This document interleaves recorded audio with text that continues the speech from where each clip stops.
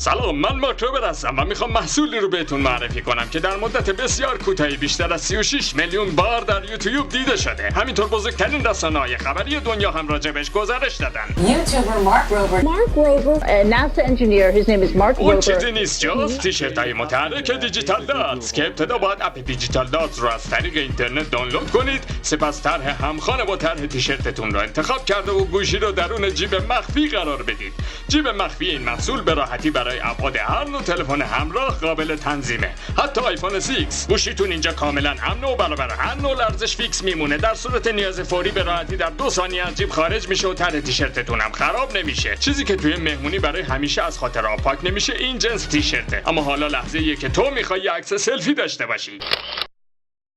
ما طرح‌های بسیار جذابی برای مهمونی هاتون تهیه کردیم. ضمناً شما میتونید زمانی که مطمئن شدید اپ را فعال کنید، مثل این.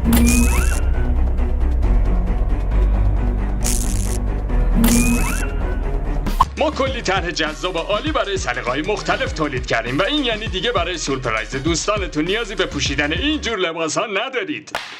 اگر میخواید یکی از تیشرت ها رو سفارش بدید یا بقیه طرح‌های ما رو ببینید، میتونید به سایت morphcostume.ir برید یا با شماره های زیر تماس بگیرید. اگر تا حالا مشکل داشتن یه جیب مناسب برای تلفن همراهتون رو داشتید، اگر مشکل انتخاب لباسی رو داشتید که بتونه جذابیت شما رو افزون کنه، تنها با پوشیدن یکی از تیشرت های متحرک دیجیتال دات به همه خواسته هاتون برسید. پس وقت رو تلف نکنید و همین حالا با نمایندگی های ما در سراسر ایران تماس بگیرید. فکر کنم همه رو گفتم.